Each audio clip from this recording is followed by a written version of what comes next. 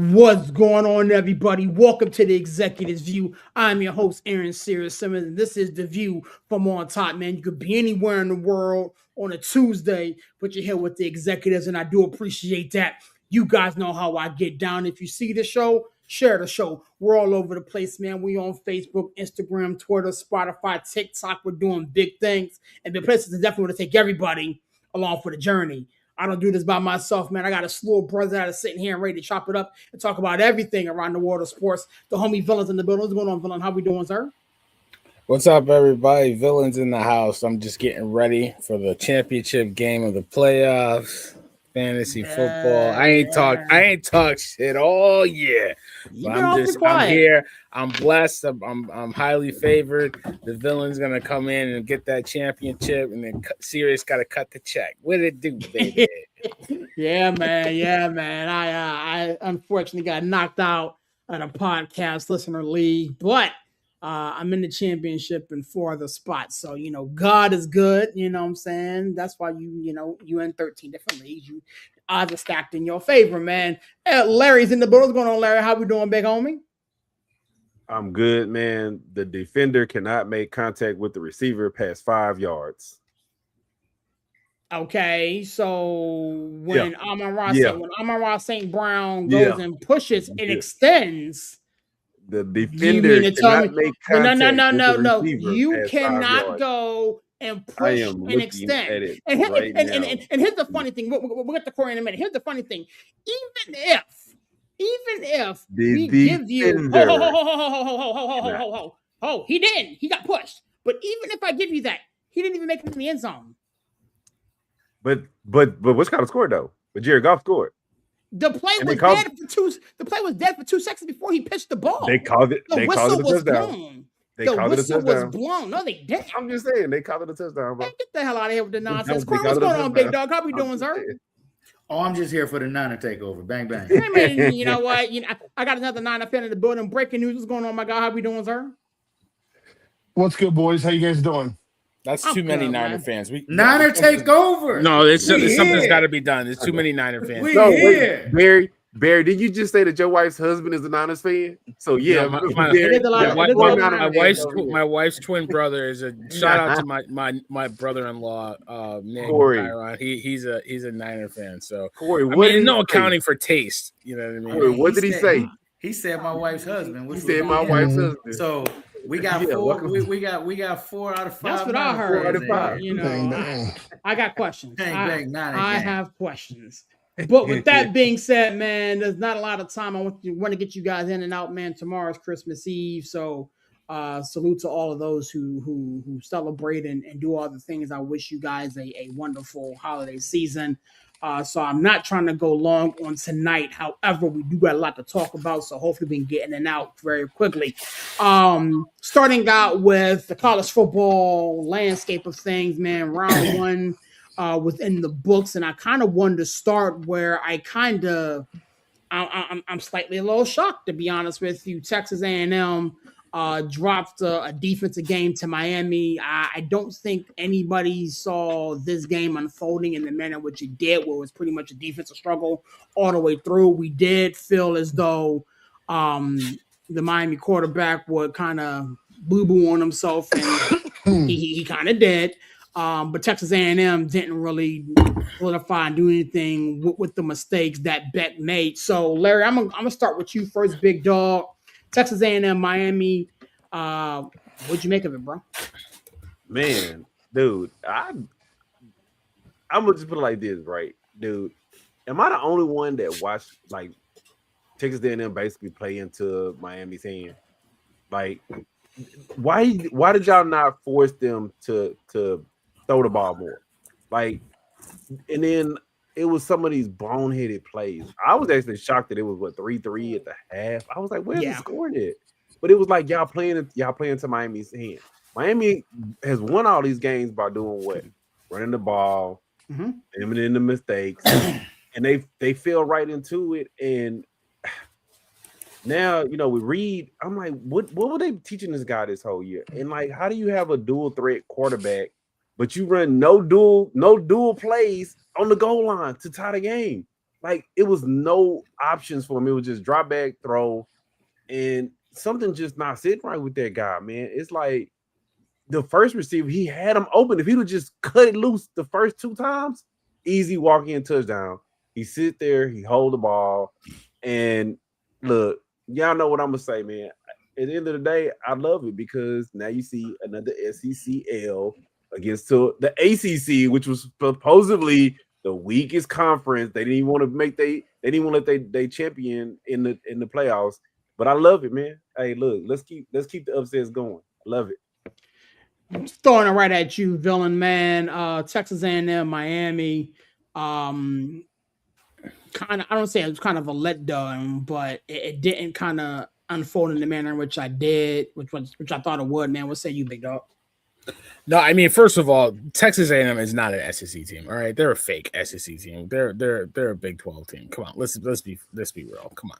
But I mean, and ACC, if like Miami was right so now. good, stop. If ACC was so good, Miami was so good, they would have won the ACC and not a 5-loss Duke team. So let's just stop that. All right, the SEC bias, I get it. You hate the SEC, but let's be fair. All right, let's be fair. My thing was, Mark Fletcher had the game of his life. I mean, 172 plus yards or what have you. He was running the ball effectively, really kept that offense off the field. And when they did get on the field, Texas A&M's offense, you could see it. They were pressing. Reed was pressing. 2 interceptions. Just, I think we said it in our private chat. He was just a step late, and not indecisive, but just couldn't see it. Couldn't throw into the windows and, got burned on it. The last play of the game, basically, that lost the game from that interception in the end zone. So, a lot of careless mistakes with Texas A&M. I mean, give Miami credit. I thought they would. I thought they would lose the game. I thought they would keep it close because they do have talent. They have speed that can offset a lot of things.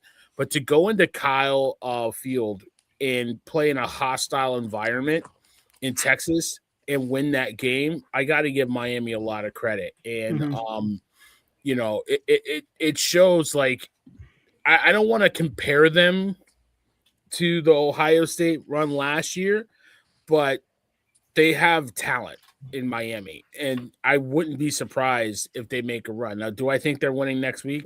No, but, stranger things have happened. So, but for 1 week, you just got to give them their credit, give them their due. They won a tough game. Corey, talk to me, big dog. Texas A&M, Miami kind of unfolded, a little differently than I thought it would. Man, what say you, big homie? I thought Miami had a real good chance to win. One, because it wasn't going to be too big for Carson Beck. He been there. It ain't going to be too big for him. I know clearly LG seemed like he hate the SEC, but the SEC is the best conference in football. It's the closest thing to the NFL. He gone.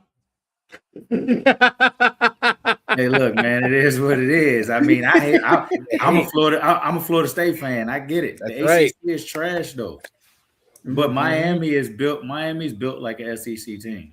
They got speed. They got a hell of a defensive line. They got a hell of a defense. And Texas A&M's quarterback throwing the ball all year ain't been the greatest.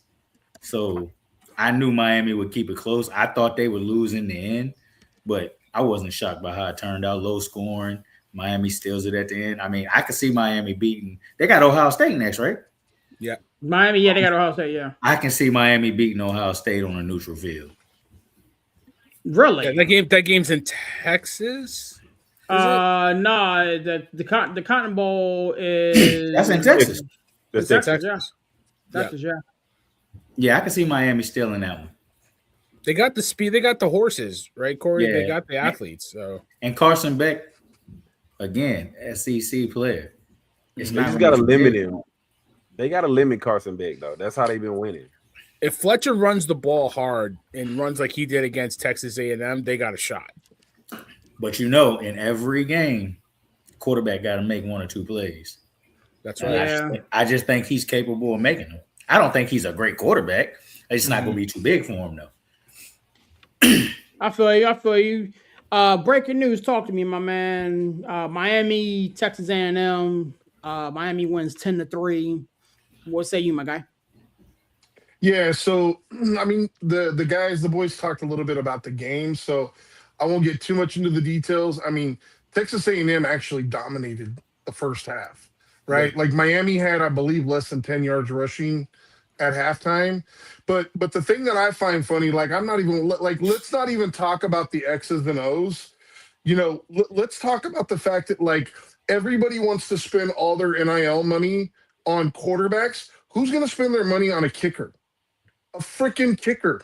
A Yeah. kicker is going to cost Miami a chance. Like I heard Corey say, like, I think they can be they're not beating Ohio State now if that dude goes 1 for 4 again. You're not getting in the red, you're not getting in the red zone against Ohio State like that. You have to capitalize on possessions. That kicker, he was kicking a 35-yard kick. He kicked it 30 yards wide right.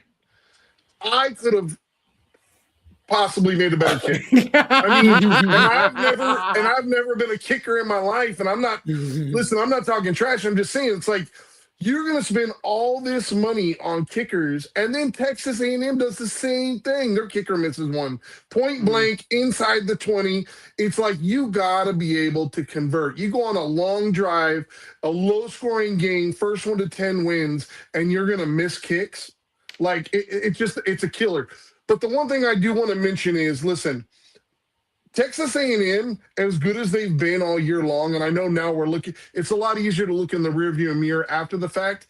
But Texas A&M, as good as they've been all year long, the last 3 weeks, they were sketchy. Like, remember, this is the team going back 3 games ago, South Carolina, they were down 30-3 at halftime against a 4-8 South Carolina team. This is the team that lost to Texas by double digits, right? And they were clearly the better team. So I kind of feel like, and I'm sure you guys know, because I'm sure just like me, you guys all played football. Football is very, very much a momentum-based game. And I feel like Miami came out early. They weathered the storm, and they just continued to build momentum, and I believe Barry it was that said it. Fletcher finally started getting going and started breaking free. And once the running game gets going for Miami, everything is predicated off that running game. And that's really when they started to look like a functional offense. But really, if you really want to talk about who won that game, it was the defensive line. Like Reed, as mobile as he is, remember, he was sacked 7 times. 7 times. So, and if you would have asked me going into the game, I would have thought for sure Beck would have been the guy that would have been sacked 7 times, not 2 times. So I think Miami did a phenomenal job. And you know what? I'm super excited about the next round matchup. But their defense, everybody's going to talk about Fletcher. Everybody's going to talk about all these other things, man. People need to start talking about kickers and listen, you go on the field like 3 times a game, as they say in The Blind Side, kick the dang ball, Bert. Just kick the dang ball. Yeah. Hey, breaking news. I know we probably wouldn't get him, but man, what if that? No, we're not doing it. Francis need to fall to the Niners, man. Hey, look, Trent, man. We're not doing that. That dude is a monster, bro. Like real talk. Breaking news? What you think about his draft prospect? Well, we gotta wait. We gotta wait and see how everything plays out. But I really, really like him a lot. So I haven't done a deep dive yet because as I was telling Sirius, so the quarterbacks, because it's such a large class and there's so many draftable guys, I spent over 100 hours and I looked at over 25 guys. And the last guy I looked at was actually your guy there in Connecticut, Barry, who had a phenomenal season, right? I think it's at Fagano. I believe it's Fagano. Yeah, Fagano, the quarterback. Skylar Bell is the receiver. Yeah, he really plays with some really, really good anticipation. But back to your point, Larry, I'm hoping to do some more work on them probably the week after Christmas, and maybe we can have that conversation here towards the end of the year. Moving along before this turns into a Niner takeover, and I'm not having it. Bang bang! It is. You know, it is. It's not a Oregon pretty much made work of JMU what I thought it was going to happen. Yeah. We don't need to spend a lot of time on this one, but, you know, Oregon looked really, really good and sets up a really good matchup in round number 2 versus Texas Tech. But anybody see anything that they want to hit on this Oregon JMU game, or we can move on?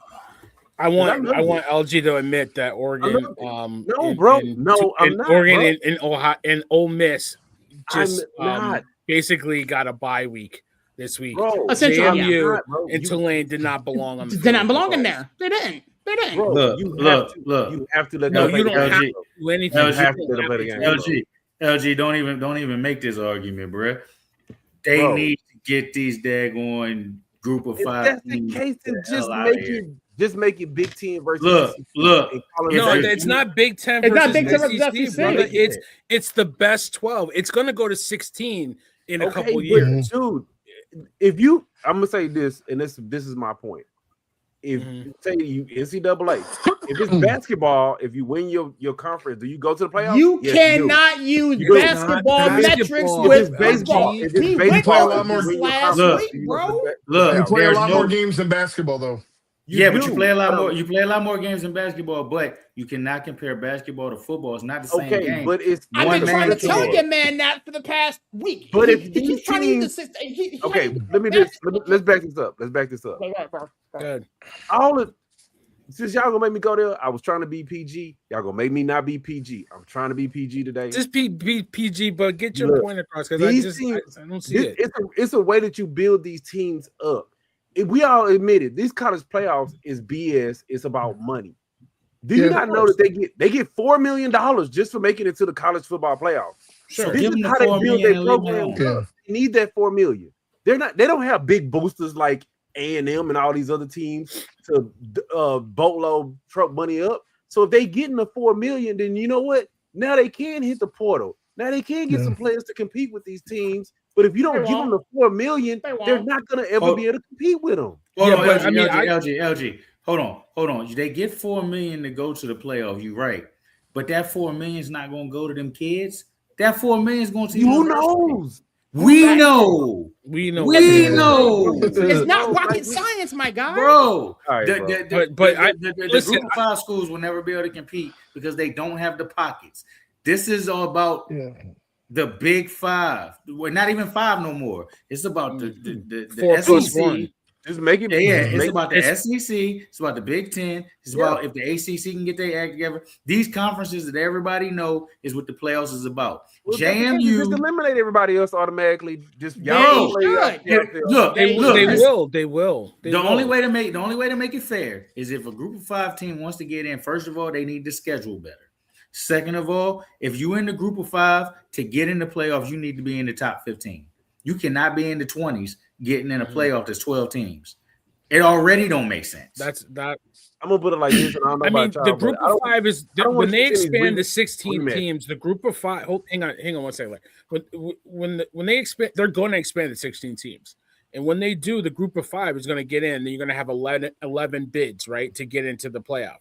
This started when the Pac-12 dissolved, because the power of Group 5 was the Pac-12, the Pac-10 or Pac-12, however you want to call it, the Big 10, the Big 12, ACC, and SEC. You had your 5 teams there. Once the Pac-10 dissolved, then you got these other, the AAC and all these other, conferences that started to vie for that Group 5. The Pac-12 is going to come back because I think they're going to get who they're going to get. They're going to get Utah. They're going to get some other schools in there. It's not going to be the same. It's not going to be the same, but they're going to have it. And we wouldn't have 2 teams in this playoff, like I said, if the ACC didn't figure out how to do a tiebreaker properly and get the 2 best teams in your conference in the championship game. Miami should have been in the championship game no matter what. So that's a big mistake on their part too. But at the end of the day, my thing is, Larry, I understand what you're saying. It's about the money. They got to get a chance to play. But you got to use your eyes and say that these 2 teams just don't belong on the same field, and it hurt. Oregon let them cover the spread because they left the field at halftime and didn't come back. That's the only reason they covered. So you ready to see these rematches over and over and over again? If it's the best 12 teams, it's the best 12 teams. Yes. I mean, that's where I have to coincide. I have to go with Notre Dame and Vanderbilt and say they have a legitimate beat because they would have put on a better showcase than Tulane and JMU. They may have lost, but both of those games, my fault, villain. They may have lost, but both of those games were unwatchable. Yeah. Honestly, I think Notre Dame would have beat both of them. I think Notre Dame would have They beat may Ole have. Miss And and probably would have. They may have. They And may that's have. the problem. And listen, I get what you're trying to, how you're trying to compare it to basketball. A 15 seed can beat a 2 seed, but football is different. You can see it at Barry, the Larry. You've played football. You see it at the line of scrimmage. They can't compete. saying, but if you go by that analogy, right, you're basically telling all these other teams, it don't matter what you do in your conference, we don't give a crap. Correct. And then now you're gonna really cause some anarchy. Now you're really gonna cause a problem. But that's their problem, trying to capitalize on the extra game and make money off a conference championship game. You're gonna have these teams. I see Brian. You're gonna have these teams just like A&M and Texas and Oklahoma. Oh, we gotta join the SEC. That's the only way we're gonna get in. And now we're gonna end up. No, but it's not about joining the SEC. I think it's really about. No, but that's why they end up leaving. They left for more money, but they also left for the fact that like what's called said, Ohio State coach, I can't remember his name right now. Like he said, when you're not in Sir Urban, he said when you're not in the SEC, you can literally not afford to lose one game because they're gonna vote in an SEC team over you anyway. Case in point, Alabama sitting here with 3 losses getting voted in over other teams. And they won. And so that's beside the point. But you're proving my point, though, Larry. Let's check this out. Tulane played Northwestern, Duke, Army, Little Sister of the Poor. And they didn't play anybody. They didn't play anybody. Serious. Can you tell me what happened the one time they played Ole Miss before the playoffs? Yeah. They lost 45 We talked to 10. about it. Web for Siri. Can you tell me? So what? Yeah, tell them, they lost 45 to 10. So what? Put that $4 million. What do you mean? So what? That counts, Larry. Like they don't belong. They just don't. I'm all for the Cinderella story, but in football, there's no such thing. There's no Cinderella in football. In Connecticut, hang on, and I'll let Brian go because I know Brian's waiting to get in. In Connecticut, you have 4 state championships for high school. You have a class S, a class M, a class L, and a class double L. By the size of your school, it goes by levels. You have 4 different high school championships in football because the small schools in the class S can't compete with the class double L, which I was in the double L. I mean, those teams are good, but they separated by levels. Why can't we do that in college football? It's the same thing. Go ahead, Brian. I'm sorry. Brian, talk to me, man. Yeah, so I feel torn here because I see both sides of the point. And like I said last week, the only way that teams like James Madison and Tulane get the prestige and the popularity and the 4-star kid that nobody thought would go there is these types of situations, right? Like they get an opportunity. They're like, oh man, look, Tulane's playing on national TV. Now, granted, it wasn't a great showing, but to your point, Larry, you don't want to see retreads like literally Ole Miss waxed Tulane by 30 a few months ago and did the same thing again last weekend. So it was a retread.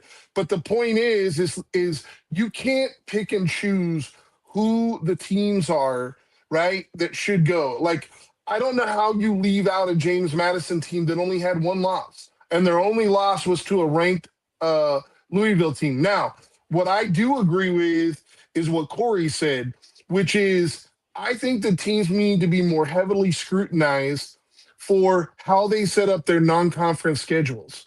Like if you're Tulane and you want to legitimately make the playoffs, I don't think you should just get a patsy walk in, just like we said with Notre Dame, like, oh, you don't have to schedule anybody because if you're ranked in the top 12, you're in. No.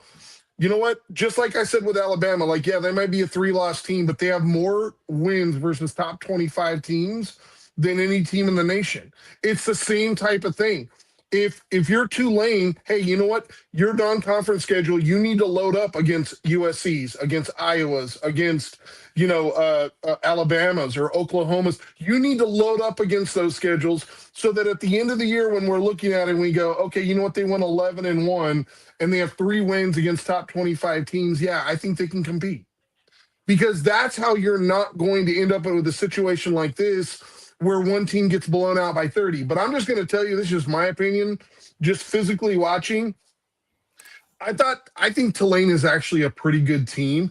I think Ole Miss, I think they have a little bit of that FU right now towards the old coach. And I got to tell you, like I was telling you guys going into this game, people sleep on Trinidad Chambliss. That dude can play. That guy is a player. And they've got some serious talent at the wide receiver position and the running back position with Lacey, Strickland, and those boys. They can play.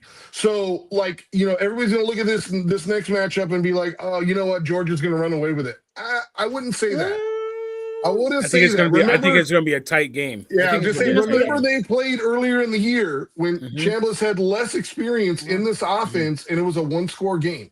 Yeah, I think you're looking at another 1-score type game. So all I'm saying is I agree with Larry. We have to give the little guys a shot, but at the same time, I'm sorry, I am going to penalize you for your strength of schedule. If you have the 115th toughest strength of schedule and you've got 1 loss and another team has the 8th best strength of schedule and they have 3 losses, I'd much rather have the team that had the 8th ranked schedule and had 3 losses. Because you're 115th, like Sirius said, you haven't played anybody. You haven't played anybody that would even potentially. Most of the teams at Tulane and JMU. Thank you, JMU. Most of those teams weren't even bowl eligible. Go through their schedule, and that's not a slight on them. But I'm just saying the same standard I said about Notre Dame last week, like it being BS that, hey, if they're just ranked in the top 12 at the end of the year, they're automatically in. No, you know what? I want to see you play somebody other than USC. Don't just schedule patsies. Like, you want to be considered one of the best teams. You won't join a conference, that's fine. But you could still schedule tougher teams. Do 1-1s, 1 at your house, next year 1 at my house. But I don't want to see you play patsies and then at the end of the year just expect to invite to the dance. Breaking news, but this is where I'm gonna go against you. Breaking news. If that's the case and we gotta hold them to that standard, then we gotta hold these SEC teams and these Big Ten teams to not just saying, oh, we'll just play our conference and we'll play patsies. Like Larry, we were talking about Georgia literally played Marshall and Austin Peak as non-conference. But but every schedule's that 1 or 2 games. But if you look at their schedule, every person they play in conference is ranked. But that's how they look at it. They look at it like I can just play in conference and I'm good. I can play in conference. Auburn, Ole Miss, Florida, Texas. Georgia play some teams, bro. I don't have a problem with it because I also think it's good for those teams like Marshall because those teams need that money. Right? They need that opportunity and that exposure to come up and play a team like Georgia. Georgia's going to play 6 ranked teams throughout the year. I don't have any problem with them scheduling "quote unquote" Appalachian State or no, because Brian's right, Larry. You can't sit here and say that JMU needs a check from the playoff and then downgrade Marshall for getting a check from Georgia to go into their house and get beat. No, what I said was the money's still green. But the SEC teams, they feel like if they can, SEC and Big Ten, they feel like if we can just get through our conference, we can schedule cupcakes non-conference. The only one, like I said, had the balls to take on a tough non-conference was Ohio State versus Texas.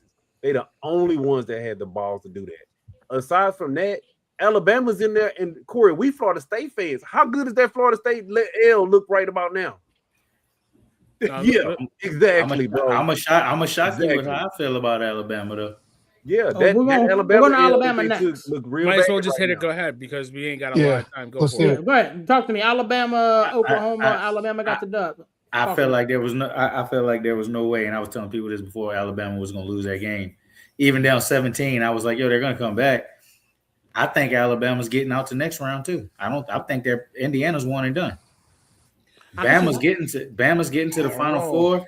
Bama's getting to the Final Four, and if somehow Oregon loses, Bama getting to the championship. I don't know. Can't argue I think against I don't that, see that. honestly. I can't argue against that. I can still because have- Indiana They is still not. have Ty Simpson as their quarterback. I understand. Well, I mean, I get that. And let's I keep get it that. a buck. They were down 17-0, and a lot of that was because of Ty Simpson. And if not for the matrix type moves by the wide receiver in order to get them to 17-7, like, I mean, even that first touchdown pass he threw down the sideline after the break, after the half, if the defender doesn't slip, I mean, that's a 50-50 ball at best.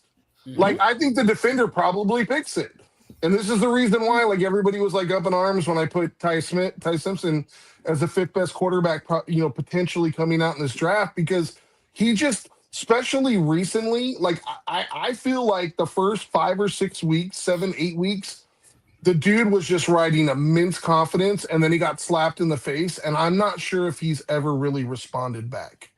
And he'll get an opportunity, like Corey said, because I don't believe that Indiana is just going to lay down and quit. And they're not. They will be able to stop the run. We've talked about this all year long. Their defense Indiana is a lot one better. of the Defense best. is Right. So they're not going to. Alabama is not going to be able to just turn around and hand off. So you're going to need Ty Simpson to actually make plays. The jury's still out. That's all I'm going to say. I think Ty Simpson makes more plays than Mr. Heisman. I don't think so. I really think Ty Simpson. Ty Simpson has been so shaky the last 5-6 weeks, Corey. Like, I have seen, we talked about it last week. I have just seen him not be able to be confident with his throws.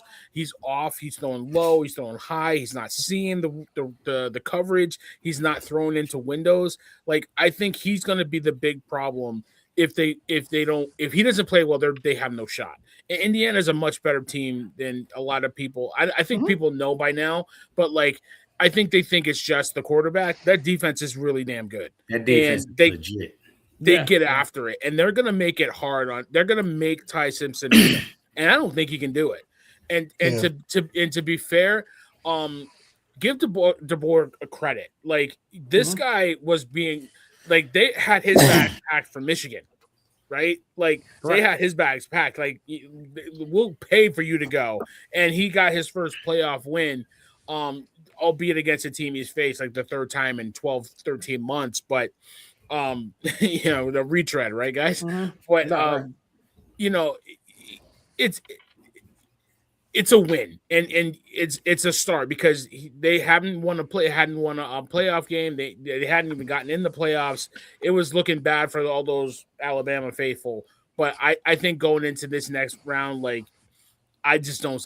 I think they can give them a fight, but I don't see it. I think Indiana is a way better team. Hey, real quick, since we still talking college and not NFL, I'm gonna piss LG off right quick.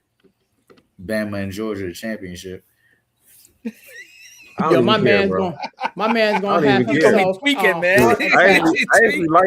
I actually like Georgia. I like Georgia over Alabama, bro. I have a deep down hatred for Alabama.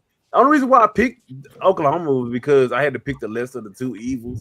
But real talk, and breaking news probably know better than anybody else, dude. What's his name? Mateer. He has not been. He really was cost that game, bro. Because what did I tell you guys last week? It's that risk. Remember? It's that risk. He's not the same. And even when they played Texas, he was floating balls everywhere. And I don't think Alabama's gonna survive with all those drops. Oh my God. Mateer makes like 4 or 5 plays a game that make you just go, wow. But he also has like those 2 or 3 plays that kind of remind you of like Jimmy Garoppolo, where you're like, dude, the guy was standing right there. Like, he just, and I don't know if it's because, like, if you watch him, like, he reminds me a little bit of like Brett Saberhagen. I was telling you guys, like, his arm, like his elbows out in front. He looks like he's about to like scrape his knuckles on the ground sometimes when he's throwing the ball, because his mechanics, they're different each time. Right? Like, Mateer, sometimes they'll be over the top. Sometimes it's sidearm. Sometimes it's 3/4. Sometimes, I've even seen him throw passes underhand, right? Like, just doing whatever. He's kind of a razzle dazzle guy. And like, it works, but like I'll tell you right now, like my honest opinion, I think he has a much better chance of sticking in the NFL. Like Julian what's the last name? Edelman. Edelman, thank you. Like turning into a slot receiver because he has the quicks and he has the football IQ. I just don't know if he has the it to be like the guy at the NFL level. Like I honestly, don't think he does. I really don't think he does. So we'll pick we'll pick next round's games starting next week because we got a little bit. But before we get off of college, man, I think you guys alluded to you out of these next four. Who do you see getting upset? I heard Ohio State losing to Miami, but I'm not buying that. Which one of these top four teams do you see getting upset? Villain, talk to me. You said me? Yeah, you. Oh, I said you said Corey. I can't say Indiana because I really think they're a better team. I think Georgia. If Georgia wins, I think they get to the championship game. But Ole Miss is super talented, and like we said, they played them tough in the regular season. So if there's a game that Georgia is sleepwalking, it could be this game. Gotcha. Larry, talk to me, big dog. If one of these top four gets upset, which one is it? Oh man, honestly, bro, and I hate to go there, I would probably say Tech, just because these teams they don't fare too well coming off those byes. You've been sitting, you playing another team. Like I say, Alabama, you barely was shaky beating Oklahoma. I don't see them beating Indiana. And then Ole Miss, yeah, y'all was pissed off. Y'all wanted to prove it point that y'all was more than Lane Kiffin last week, but now you about to run into the big boys. And yeah, like I say, I hate to pick them. And Ohio State, dude, the thing with them, I don't. Miami has talent, and Miami could run the ball, give them a puncher's chance. But that defense for Ohio State, they're gonna probably get at least 2 picks. At least 2 picks. Yeah. 2 picks. You're not gonna be able to like run the ball at them. You're gonna get after it. Remember, this is their first game coming off of. They were on an undefeated season and they lost in the championship game. This is the get right, get the bad taste out of your mouth game. Not to mention, Ohio State has played Carson Beck before. Yeah, but you try to run right in. You try to run right into that Ohio State defense. You just asking for the bad things to happen, bro. Right? Yeah. And you can't run sideline to sideline with them. They're quick. No. They're quick. Too fast. Breaking news, talk to me. Which team is on upset alert here?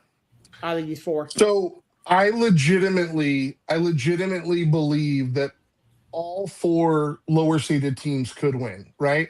Like when Corey said Alabama, and I was like, no. Like I can envision a pathway. I don't necessarily think it's going to happen. If I had to guess, I do agree with Barry. I do think Ole Miss is the one that is the most glaring.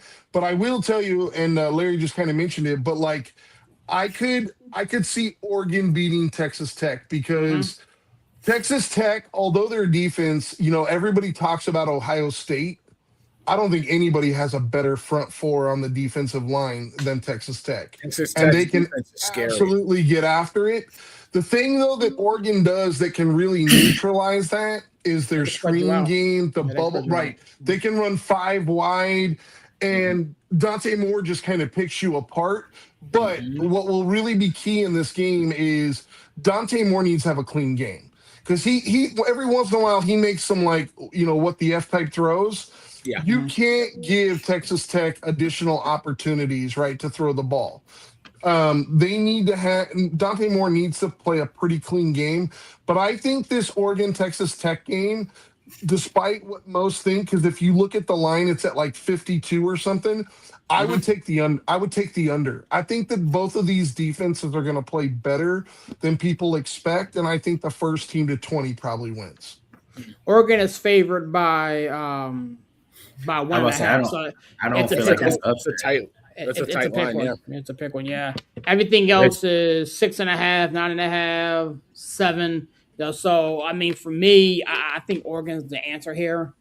I mean, I can make a case for Alabama getting Indiana, but that's just I can make a case. I mean, a case can be made for Ole Miss and Georgia. I in good conscience, I just don't think Miami has enough to go and beat Ohio State. So That the answer for me is I Oregon. think Miami gonna beat them. Yeah, that D needs to play just like they did against Oklahoma. But the issue defense is, needs to play just like that. the issue with Ohio State's defense is just as good, if not better. Right, but like And we so talked about, but then you tell us like, so then when you look at the defenses being on equal playing field, you look at the Right. caster. Jeremiah Smith is the truth. Yes, They got a stable of running backs back there that can just do a bunch of extracurricular stuff. Yeah. So I just Miami needs to slow the game down. And like I told you guys during the championship game when I picked Indiana to win, and I think some were surprised by that.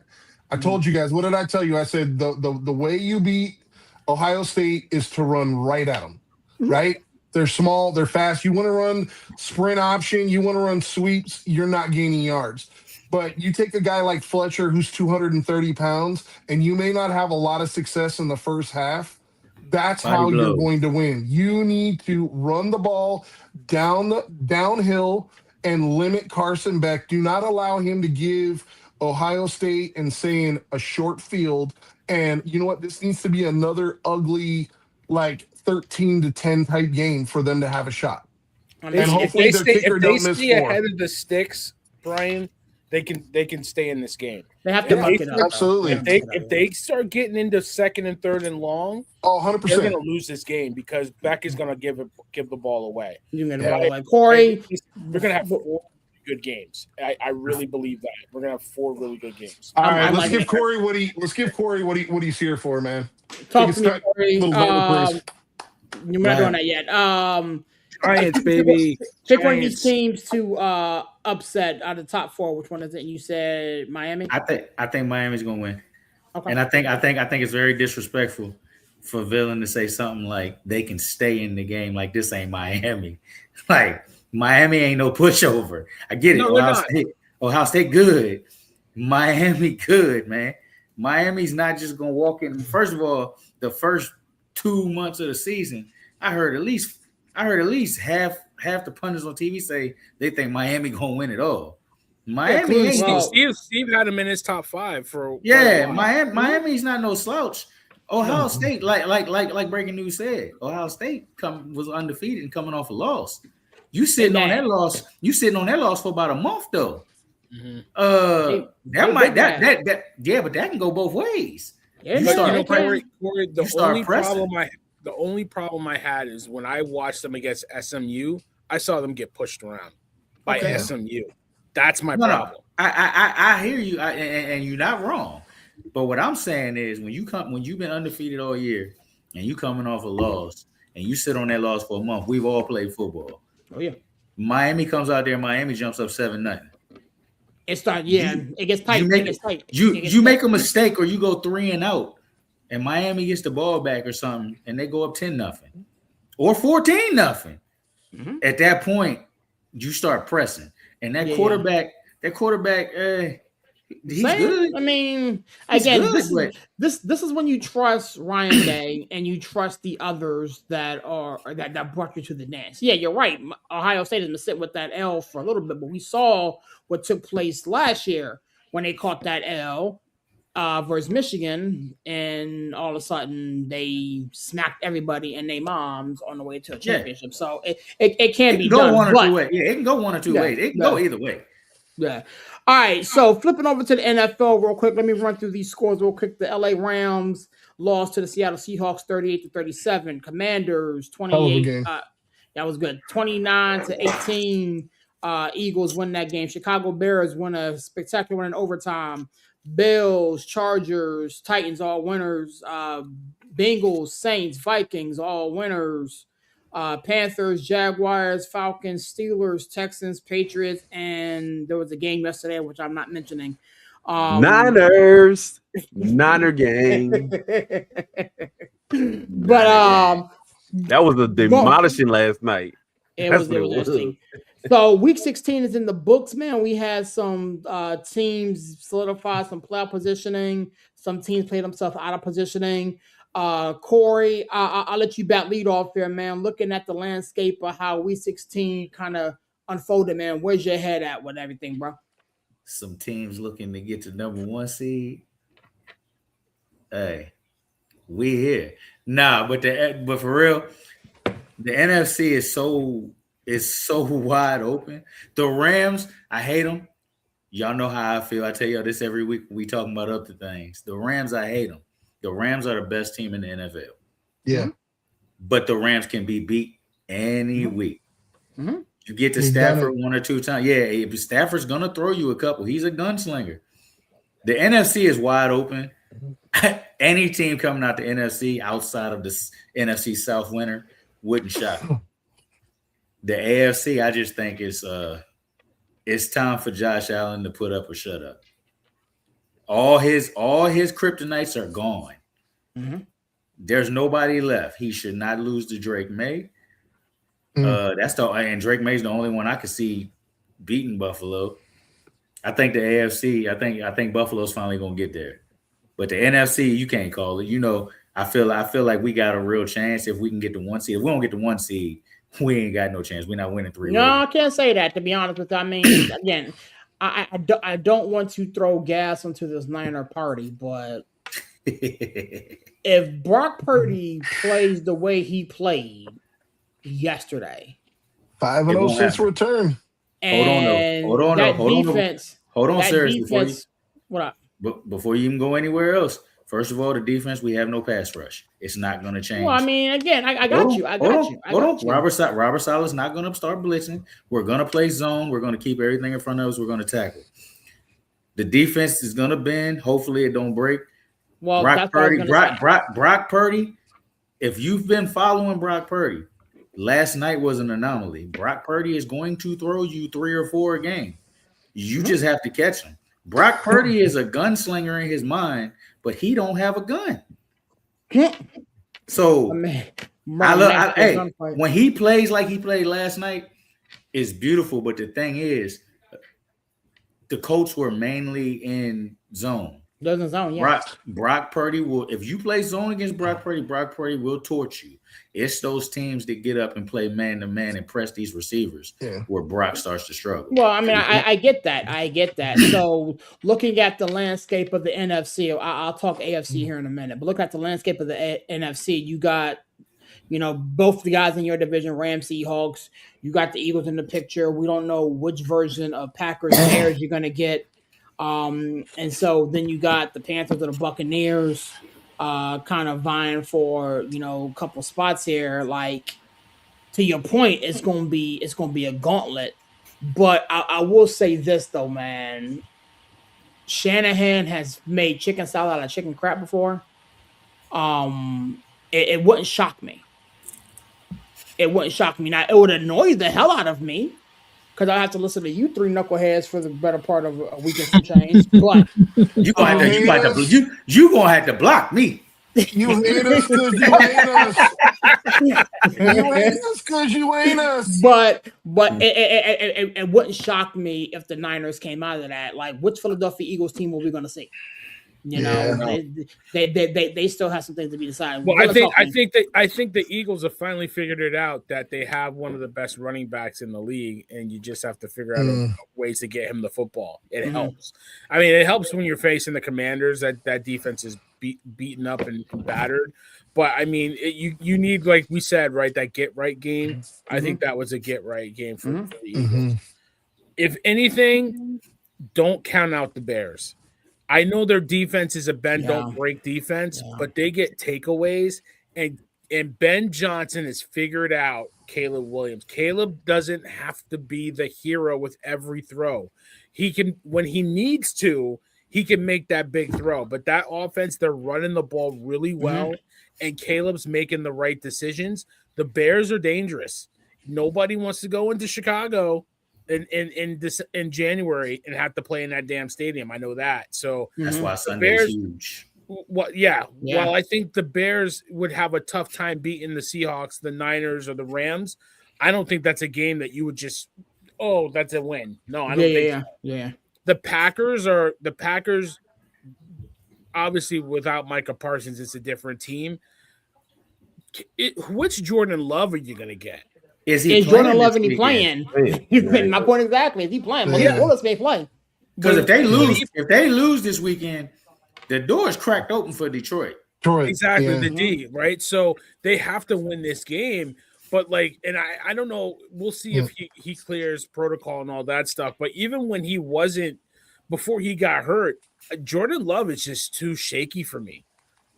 He's just too erratic for me. So I don't know about them. The defense is good. It's better with Parsons, but we'll see.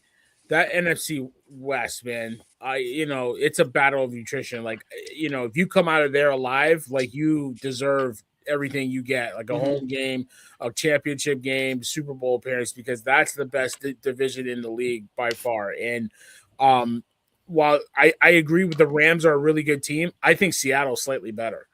And because of the defense, that defense flies. So, but you could make your argument, right? Yeah. You can make your argument for either team. So, yeah, it's going to be fun. But the one thing I'll just say, and I'll let you guys go in and do your braggadocio stuff. I'm so happy the Panthers are winning just because I'm glad Bryce Young is shutting everybody up. That kid was vilified for decent reason. He hadn't played really good football. I don't think he had the right system. I don't think he had the right coach with him. I'm just happy he's actually proven that he can play football. And you know what? The Panthers are a sneaky team. Do I think they'll do anything in the playoffs? Probably not. But they can run football. Bryce matchup. They get the right matchup. They could. Yeah, they can. They're one and done. I'll tell you why. Because whoever wins the NFC South is getting the NFC West team. There's no way around it. Yeah, exactly. Right. So they're one and I'm hoping the Panthers get in because that's the easier matchup for us just in case we fall. Right now, the way the Bucs are playing, you'd hope they sneak in because they aren't doing a damn thing. They are fumbling. They are fumbling the bag big time. And it's good. No, I was just gonna say it's crazy to think, just to piggyback off what you were saying, Villain. It's crazy to think that a year ago that Bryce Young got benched for Andy Dalton.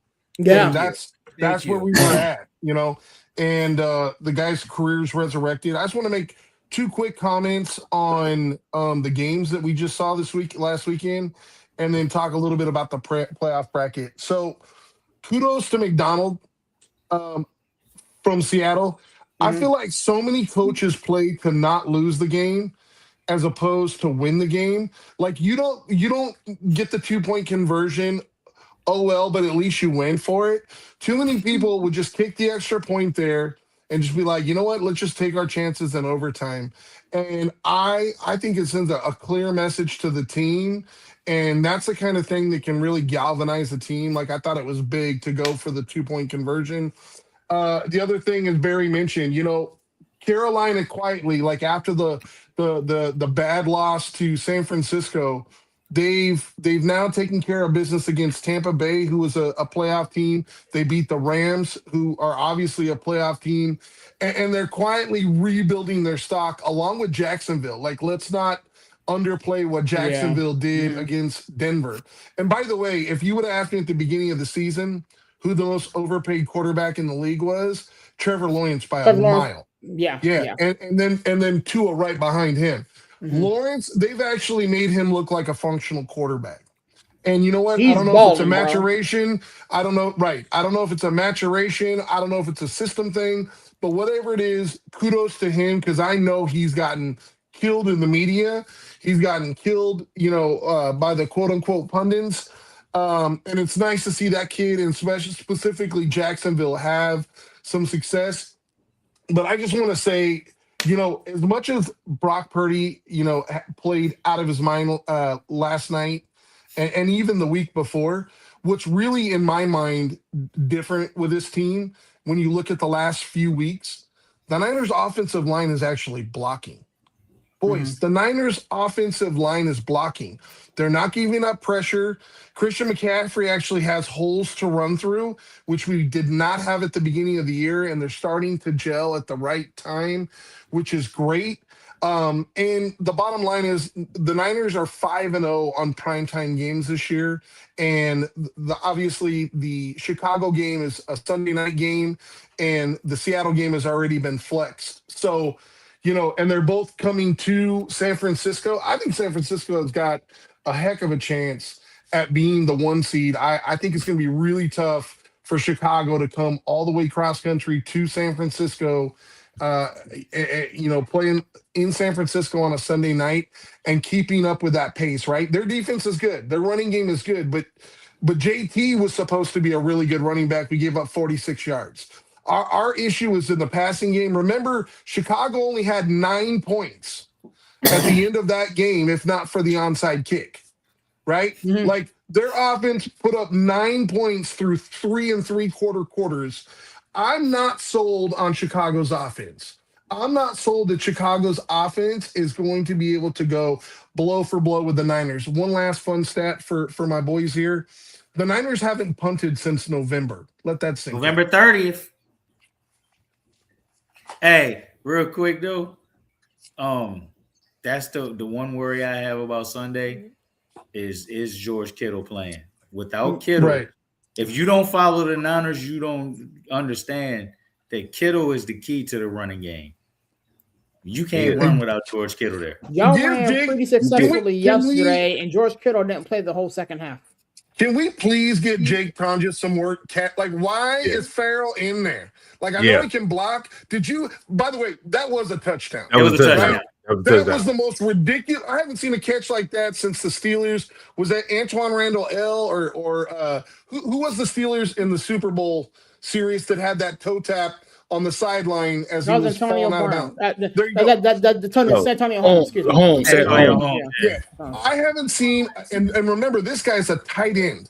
I haven't seen a play like that as athletic. Like, that was ridiculous. They need to get him more involved. And Kyle didn't challenge it. But he challenged that terrible incomplete pass that was really a catch that we all saw. Right. He wanted to keep he probably want to keep that time out because I think we had if we didn't score on the next play, I'd have been pissed. Oh, it would have been it would have been a talking point for sure. Yeah. We could still I put like this, we've survived without Kittle. So I think they'll be okay. The actual key to the running game is actually U-check. U-check is what make it go. I'll say this, and I'm going 49ers now, bro. You got 3 minutes. How about these winners? That defense, bro. Like that deep, real talk. Like I said, I'm proud of them, even though we're not putting them on the pressure. And what's the guy Williams that we got from the nose tackle from Texas? That dude is gonna be a stud, bro. Yes, he stepped up big time. Collins. He stepped up big time. Yeah.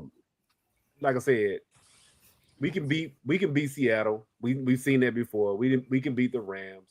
We just got to take care of business this weekend, and we could easily get that number 1 seed, which we know we need rest. We got back Grasmatos last night. We need more bodies on defense. I'm still my boy. I say, dude, if you look at all the injuries, most of the injuries are on the defensive side. They're not on the offensive side. Even though we didn't have Pearsall last night, but most of the injuries are on the defense. And say what you want, but Kyle was in his bag last night. Kyle, dude, motion, dude.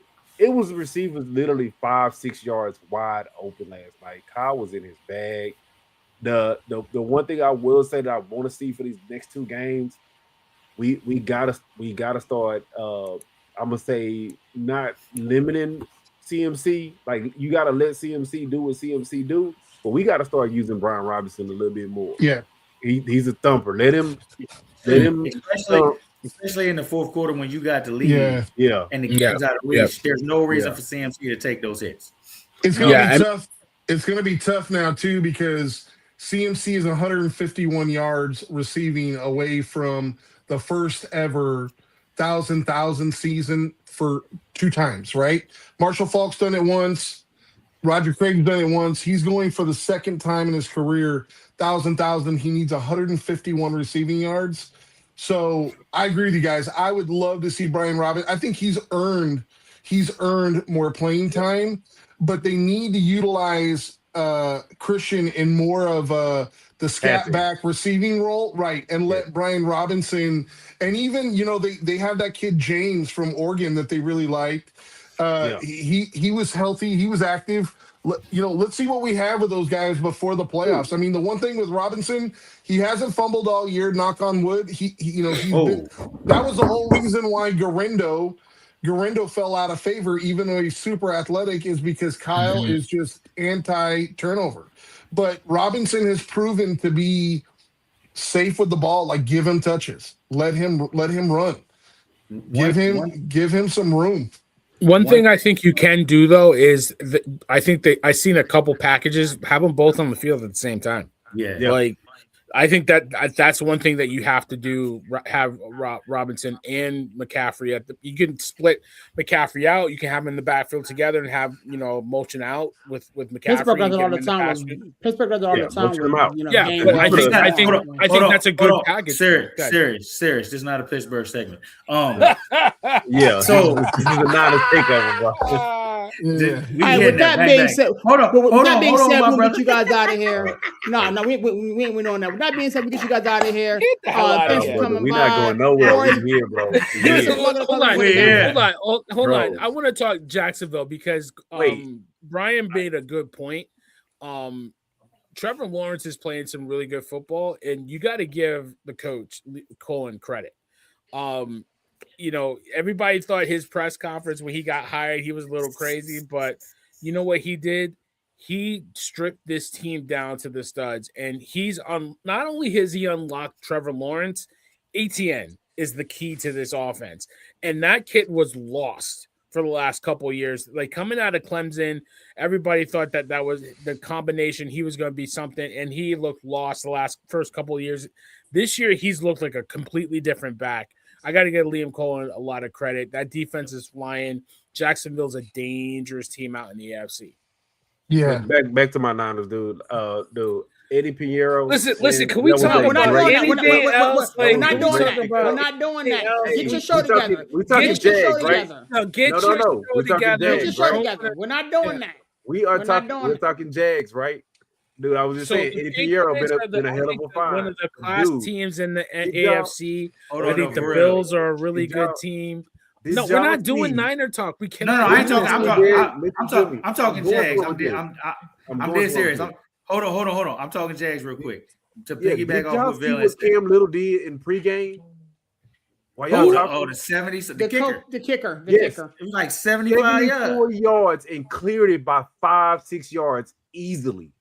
They on the juice, Larry. Easily. Look though. So the altitude is a little bit different. To piggyback off Villain though, seriously, what happened to Trevor Lawrence the first 4 years of his career is malpractice, and I'm happy for the kid because that kid is a real quarterback. He was not the number one prospect coming out for no reason. That boy can ball. Coaching matters. He fell into that. Coaching definitely matters. Yes. You know what I'm gonna tell y'all with Trevor Lawrence, he fell into that mold of you see some of these quarterbacks and it's happening with Josh Allen. They don't give him the weapons that he needs to be successful. They're like, oh, he can overcome everything. Oh, he can just make everything out of nothing, right? Mm-hmm. Think about the weapons that he have now. Not only does Etienne looks way better, there's a running game. He has Brian Thomas. He has they traded for Jacoby Myers. They paid him too, Larry. They paid him. Yeah, but I'm saying, and they paid him. That kid Washington is looking really good, and that's all without even having Travis Hunter. And the tight end looks really good now too. Strange. Yeah, you give the guys weapons. Like every quarterback is not quote unquote this Patrick Mahomes, and I'm gonna offset everything. I'll make everybody look better. And we're still gonna win. Every quarterback's not like that. Some quarterbacks you have to give them weapons, and now you see he has the weapons, and he looks way better. But I still don't think he's going to beat the Texans. I think the Texans are going to knock him out, man. Look, hey, I don't think so. Well, I don't know. They got it. Jacksonville's got a stranglehold on the division, right? They got one game. One game. Nope, one game. Either I'll tell you right now. either the Jaguars get the 3 seed or they fall to the 7. They're in the playoffs. Yeah, It's just a matter of where they go. whether they're whether they end up with the 1 or the 7 or the 3 or the 5 or wherever they end up. 3-7. I promise you, nobody wants to play the Texans. That No. defense is next level. You get Nico back. They're starting to gel again. CJ starting to look like CJ from last year. If they can get the running game going consistently, right? And I Or get understand it's Marks a back. product of the offensive line, right? But I'm saying if they can get that offensive line going, like, I don't care what the seeding is. I promise you, nobody wants to see that team in the playoffs. Nobody wants to see that team in the playoffs. And I would say this. I would say the same thing about the Jags, because the thing with the Jags is their defense may not be quite as good, but they're very opportunistic. They force a lot of turnovers, and they seem to capitalize on those turnovers almost every time they get a turnover. Like, even in pivotal, like, people, like, you look at the score now and you go, oh, you know what? The Jags won by 14. Like, there was a point in the second half when that game was tied and you were like, I wonder which way this game's going to go. You know what I mean? And then a turnover happened. So it'll be interesting to see how this plays out. And one last thing I want to say about the Jags, Barry, is remember when the Jags played the Niners? No, I just want to throw that in there.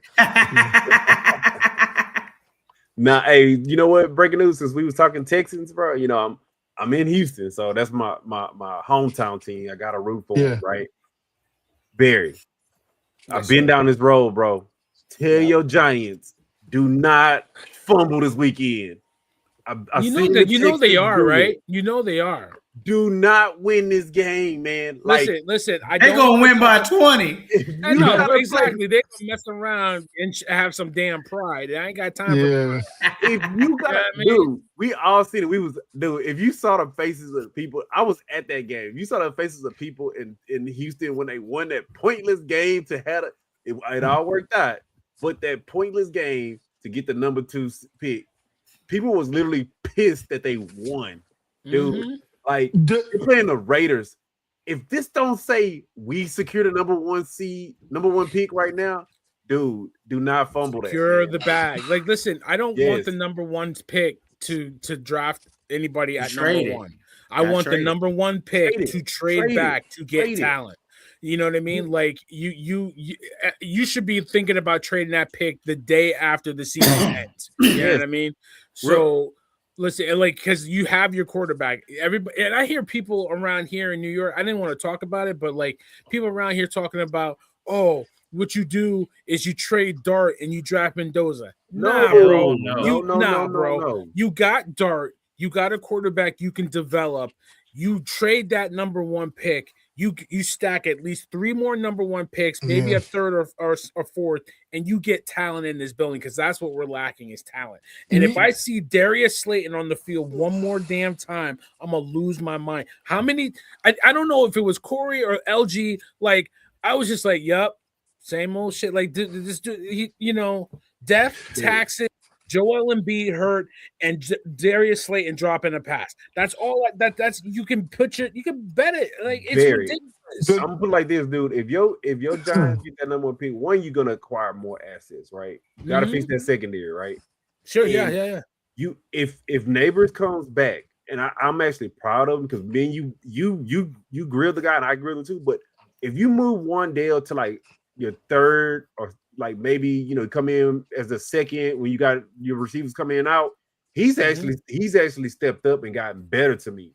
Like, he's really good. He was dropping passes like crazy, but he's actually gotten way better. There's a lot of talent on that team, bro. Like, do not fumble the question.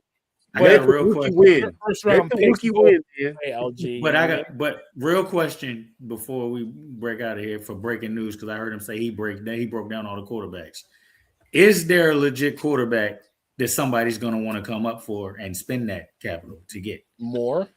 I mean, obviously, you got to go through the entire process, and some people don't believe so. But I think just height, weight, what he was able to accomplish, and potentially who comes out, I think the 2 guys are Dante Moore or Fernando Mendoza. And it's kind of a pick your poison, right? The reason I say that is because you look at a guy like Dante Moore, he's like 6'2". He's like he's listed at 205. I think he probably plays more at like 185, 190-ish.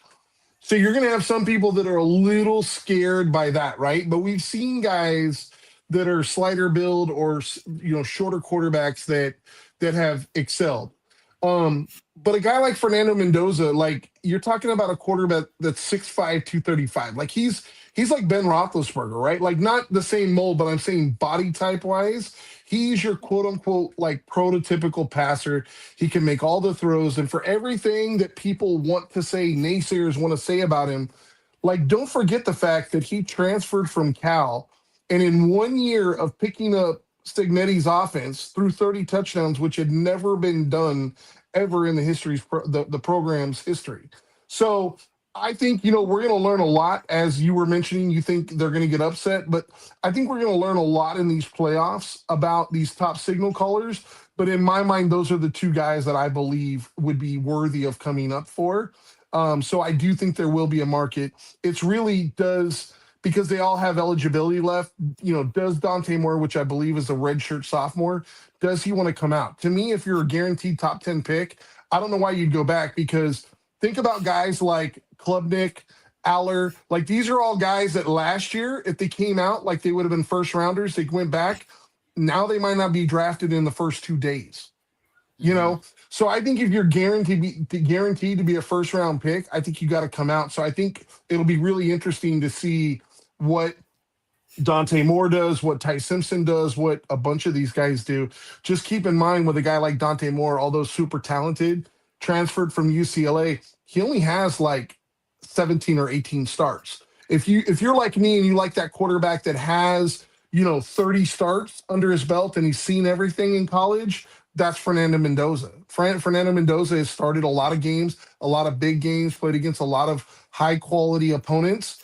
So that's really what it boils down to, is kind of pick your poison. You like the guy that's able to, kind of run the hybrid option and be able to be a little bit of a runner and a little bit, mobile. That's more of a Dante Moore, although he doesn't show that a ton at the college level, but he's got a cannon for an arm. I mean, for a guy that's 6'2", 190. He's the number one prospect in the draft. Yeah, in my mind, if he came out. For a guy that's like 6'2", 190, and I said this to the boys like 2 years ago, I would compare his arm talent really close, not quite on the same level, but really close to Michael Penix. Like if you watched Michael Penix coming out, like you can there's plenty of clips of Dante Moore throwing like 25 or 30-yard outs, which is insane at the college level. Like most colleges don't even do that. For a quarterback next year, literally going into the draft to get a quarterback. I mean, the team you're playing this weekend. Yeah, I mean the Raiders. I think there's quite a few. The Saints. I think no. the Dolphins. No. I think the Saints. The Saints believe in old boy. Looking good. You think so? All right, so I'll take them out. The Jets for sure. I think the Steelers need to go into the draft this year. We don't. We drafted Howard last year. I think the interesting team. You really think Howard's going to be the guy, though? Do you really think? Yeah, I do. I think the interesting team nobody's talking about is the Cardinals. I think they move off from Kyler. Yeah. I think you could see San Francisco, and I've heard even as high as a first. They could move Mac Jones. So because the quarterback market lacks like a Trevor Lawrence, you could see some of these guys like a Kyler Murray or a Mac Jones or some of these other guys maybe potentially be traded. And like I said, the appeal for a guy like Mac Jones, because people will be like, why would you trade a first? He's owed $5 million next year. Think about what you can do around him if you're not paying somebody $50 million and you're able to like visually get him in your building, see how he works out at $5 million, and you still we can throw the franchise tag on him if you want. So you have all the leverage at that point. Sam Darnold. Yeah. That's why it's important for the Giants not to lose, not to win. You can't win the game. Because there's not a lot of teams that are going into the draft in the high pick for a quarterback. And that's why I asked who was worth coming up for. Here's another team that could be kind of interesting, guys, that nobody's talking about, and it could be like maybe a trade candidate. But don't sleep on KC, because with Pat Mahomes, he's going to be out most of next year with that injury. they're going to need a quarterback that they can feel confident in. I just don't believe Gardner Minshew's that guy. So no, I think whether Gardner's he out. just Gardner's gone. He just did the same thing. He tore his. Gardner's gone. No, Yeah, I think okay. they said he avoided the AC. Oh, okay. ACL No. tear. He tore it. He tore it. He Did tore- he? Okay. Yeah. But I think they're gonna go after like a Matt Jones. Like they're going. That's after what I'm saying. So they could go for the Jameis trade, or like somebody. right, like they could go after a guy like Murray or Jones or one of those guys. But Mhm. they also could, like, if there's a guy in the draft that because some of these quarterbacks do have significant starting experience, right? Like if there's a guy that Andy Reid likes, or a guy that I'm just saying they could be a team that might surprise people and go, hey, maybe we're interested in a quarterback round one. Yeah. Because when you think about when you tear a PCL, an ACL, when you tear multiple ligaments, you're usually looking at a 1.5 year recovery time. And he tore it so late in the year, like we're probably talking about a total loss of next year. And like we're probably not looking at Patrick Mahomes coming back onto the field. No, he's not coming. He's not coming back. He's not coming back next year. And That's what I'm telling saying. you, I'm telling you, the Dolphins are looking for a quarterback. I think they're done with Tua. Yeah, I think they're totally done with Tua. By benching him, that tells us that. Yeah, that's over. And I'm sure you guys have heard the rumblings, but I've heard multiple reports that Joe Burrow might want to be out of Cincy. So we'll He might see how that works retire. out. I'll give him Brock Purdy right now. I hear that he's tired of not having an offensive line that will block for him. Got one So right so San Fran is definitely not the place for him then. Nah, that they are good. last few weeks. Who would have thunk? Who would have thunk? It's funny. Right? It's funny though what you're willing to overcome. You're willing to overlook series to go to a winner. Dude, you know what I'm gonna tell y'all? And this, hey, you know what? I know one team that don't need a quarterback. The Browns. They do not need to draft a quarterback. How much you want to bet they'll draft a quarterback anyway? Although the They're Browns, the worst don't be organization. surprised if they mess that up. Yeah, exactly. They'll still draft. Shador needs to axe out, and I swear to God, I wish Sirius team would have took him. Anybody in the right mind can look at that game and tell that though it's light years the difference between Shador and Dylan Gabriel. Like I said, it's not even a debate. But the Browns, they'll mess up a wet dream if you give them a chance. Like they can't. They're gonna draft a quarterback because they're ridiculously. They're not a well-run organization. Another team that could be kind of a sleeper team for a quarterback is the Rams. Nobody talks about them. Stafford's getting up there in age, and remember that they have Atlanta's pick, so they're going to potentially have like a top 10 pick. Like you just said, I wouldn't be surprised they draft a quarterback.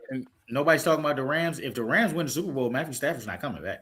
Right. That's what I'm saying. So I mean, he might, but they'll the definitely have that. They'll start that transition plan. To your point, Corey, they'll definitely draft the future. Which he was talking retirement last year, and then his back got messed up. I think he might not come back anyway. But if they win it all, he's not coming back. He's going to walk out. Give him credit because we didn't think he was healthy enough to play this season. And he's having an MVP season. Do you know how bad I've been? And I don't like to say this out loud because it's wrong, but I've been wishing all year somebody would just hit it. I want to see Jimmy Garoppolo. Yeah, everybody wants to see Jimmy Garoppolo be. I want to see old arsonist Jimmy Garoppolo. Real talk, dude.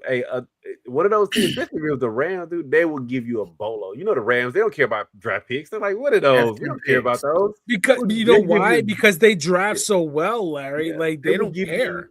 They will give you a boatload of picks for that number one pick. Like I said, do not look. If you got to go get some guys from the UFL, you got to sign some guys from the C. Look, you got to go sign some guys. What'd you say y'all got up there in New York? What's that division? That high school? Hey, I don't even know. Yeah. Go get some high schoolers and be like, look, this is the intern over here. Y'all not paying. Intern, let them play. Whatever you got to do, just do not win this game. I told you, I've been down this road, and like I say, luckily it worked out with CJ. But man, people was pissed the Texans had that number 2 pick. Vegas is so bad.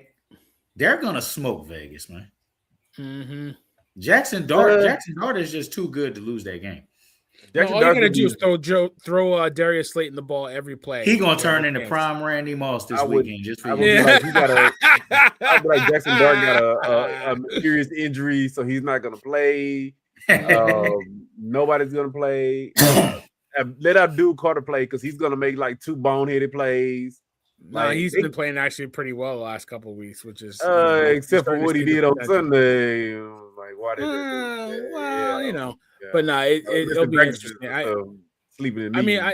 It's going to be fun. I mean, honestly, the AFC is going to be, there's some good teams. I don't know. The Broncos came back down to earth.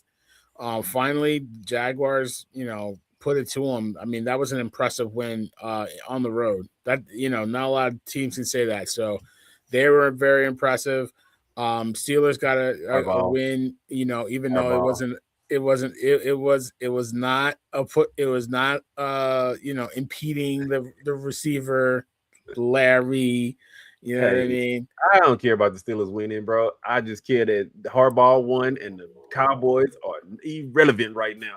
Yeah, on the clock. Boy, I got my early gift. But listen, seriously though, somebody in Baltimore gonna get fired because how you have Derrick Henry sit on the bench in the fourth quarter. This dude's got 6-7 yards of carry. Where they do that at? Seriously, John Harbaugh might be looking for a job. Nah, it's gonna be Todd Monken first. Todd Monken's gonna be out of there first. Okay. And if it's true that Lamar and Harbaugh got some stuff going on in the background, Harbaugh gone. Yeah. They're gonna pick the quarterback. Got to. You already paid him. I mean, what are you gonna do? You're not gonna trade one of the best quarterbacks in the league? No. Don't say that. Because Lamar has $0 guaranteed dollars after this year. But he has a cap hit of like $70 million, so they have to. They have to fix $0. So don't say that. They're not going to. You trade Lamar. You trade Lamar Jackson. If you don't end up with somebody like Joe Burrow or something like that, which ain't gonna happen, then you've just everybody fired. Yeah, everybody gone. But you know who do need to be traded? If you ain't watched my video, Brandon Ayuk. I can't wait till March. That boy needs to be on the first Smokey the Philly. Listen, if you know somebody with a problem that is crying out for help, please, call. I wish we had the 800 number to go across the bottom. I wish we had that 800 number to scroll at the bottom right now. Send us a conditional 9th round pick. Why you talking about trading him? He might be in jail. He might be. He keep crashing out like he crashing out. They already investigating his video. You driving 90 miles past the stadium, bro. Like, dude, he gonna be playing. He gonna be playing for Adam Sandler's team pretty soon. he keep it up. Man, now, I'm serious. How much were y'all gonna give for Ayuk? Y'all had a second round on the table. No, first rounder. We was gonna give him a first and a third. Now you can't even get it. You can't get a 6 for that dude, bro. Right now. Bro, we gonna have future 6. You can't give up a future 6. We gonna have to give him away for a bag of chips, dude. And something, bro. This is the thing about it, right? And I can say I'll try to keep the video to it short. All players, no matter if you in NFL, NBA, MLB, whatever, what do they play to get to? The guaranteed money. Second, the guaranteed money. Yeah, you want to get to the second contract, but you also want to get to that guaranteed money. What is going on with this guy to where you've voided your guaranteed money? You've basically turned your contract into a piece of paper. And not even that. The guys, they try to get to the guaranteed money in case they get injured. Dude, you tore an MCL and an ACL. You're coming off a major knee injury, and you void your guaranteed money. Serious, what you always say? Make that make sense. Make that make sense. I think the first issue was, and I believed this until he started crashing out the way he's crashing out. I think he had a handshake agreement with Washington because that's where he wanted to be. Second, I heard that the biggest issue is he doesn't like the way John Lynch leaks crap to the media. And John Lynch since before he signed that contract has been leaking things to the media trying to make Brandon look bad. It's been happening for years. Corey, you a Niners fan, I'm a Niners fan. Anybody that has wanted to be traded or released, what has John Lynch done for you?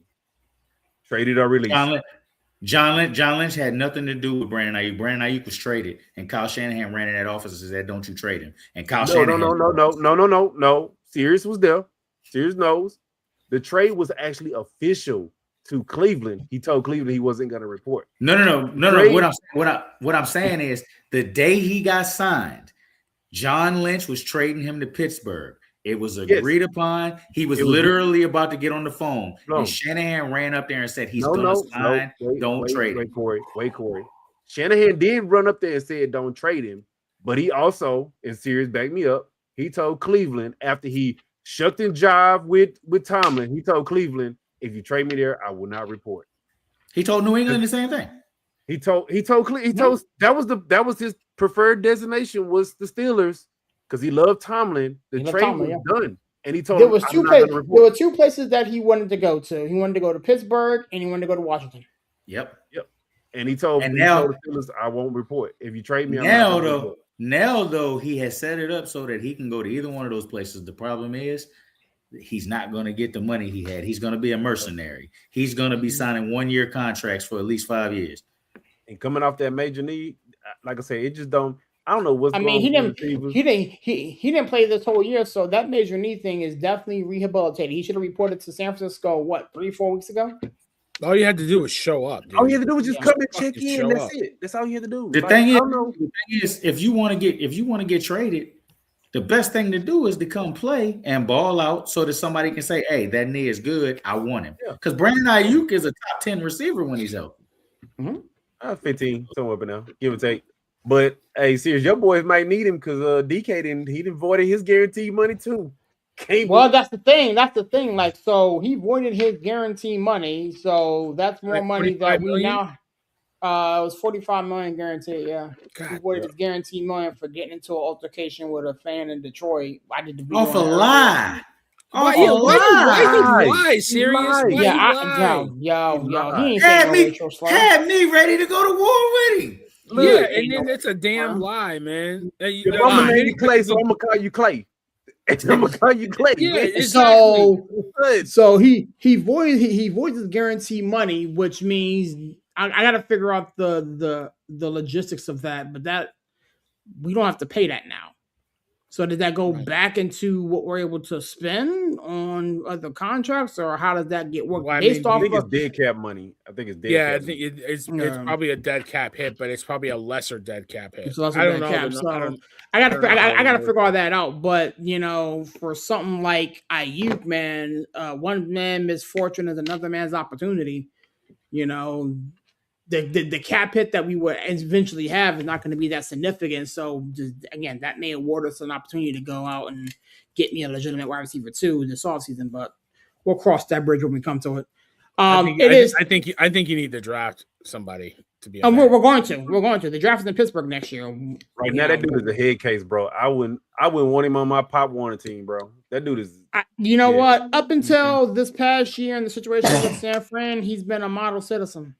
No, he clearly said he made the negotiations way more harder than what they needed to be. Yeah. Again, when money is involved, and unlike dude doesn't like he doesn't want to be in San Fran. Period. Wait. No. He's been dude. Y'all need to look at his socials, bro. This dude is literally he went on a shopping spree after he voided his contract. This dude don't care. This dude has just been in San Fran, bro. Money's not everything to everybody. He clearly don't care. And I get it. So, like I said, and he's paid. I mean, he can use more, but like, yeah. I'm gonna say this. Y'all love head case wide receivers. So have at it. Bring him to Pittsburgh. Pair him with DK. Up until the crash out of him driving past that stadium doing 100. I'm on Brandon's side. You know what I'm saying? So all the way through all this, I was still on Brandon's side because I know how John Lynch is. But when he got that drama, that's some TO behavior, man. That's some TO sit-ups in the parking lot, in the driveway. With no shirt on. Yeah, but with all that drama, I was on TO side too. I was on TO side, I was on TO side. But when all that stuff with Brandon was coming out, and he was like, he was making this, and I'm not gonna report here. What I tell you, serious? I say, man, get that dude off my team. No, I The mean, dude on my team. he'll be on a roster next year. It's not like you need him. Yeah, No. clearly. And I can He'll be tell on you a right roster now, next year and He's making under somebody. contract. He's under contract. I'm trading. Y'all him voided to his. the Y'all voided No, his you contract. voided his guarantee. No, you voided his Guarantee guarantees, money. not his contract. not his contract. I'm trading him to the. It's the same thing like DK. He's still Yeah. under contract. It just ain't guaranteed. I'm trading him to the bummiest team in the league because he can't say no. Raiders, here you go. Oh, he wanted to be in go. Vegas last year. Yeah, Go send I'll him be over the there. Raiders. Mhm. Here you go, brother. Hey. Yo, with that being said, I'm gonna get you guys out of here, man. Thanks for coming by and kicking it with us, man. Corey, you know what to do. Get us out of here, big dog. Hey, I see y'all on Wednesdays on the wrestling show.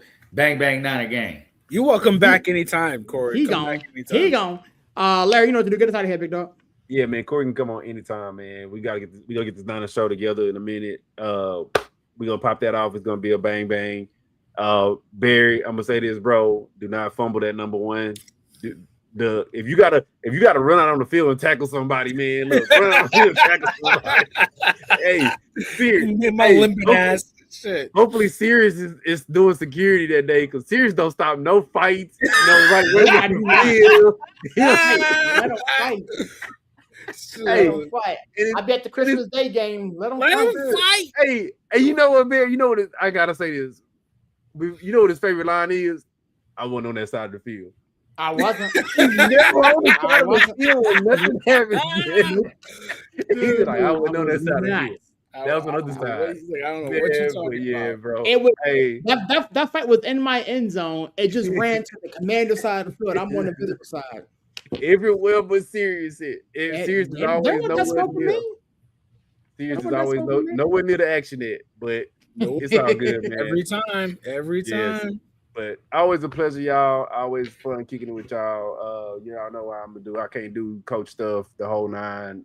I'll catch y'all boys on the next one. Appreciate you, big dog. Appreciate you, man. Villain, you know what to do. Get us out of here. Man, it's a pleasure being with you guys, man, talking football. Enjoy your families. Happy holidays, Christmas, Hanukkah, Kwanzaa, whatever you celebrate. If you don't celebrate anything, still love your family. It's a great time of year, in prayers to people that are suffering and don't have their loved ones for a holiday season. Maybe it's the first time, maybe it's the 20th time. It's always a tough season for people, but, just enjoy your family. We'll be back at it. Great 2025 and on to 2026. Holla at your boy. Yes, sir, man. It's your boy Sirius dropping that 412 and the 703, man. Such a privilege and a pleasure doing this show with these gentlemen on tonight. I said this at the top of the show. I'm going to say it at the back end, man. Happy holidays to you and yours. We here at the Executives View wish you all a very, very Merry Christmas. We will be back in the building next week. We may or may not be doing a wrestling show next week, and we got a Houston Rockets show that's trying to tip off, but my Rockets fans is be on one. So with that being said, I close out my show like this, man. God is good, even though sometimes people are not, man. God bless. Catch you guys on the next one. Peace.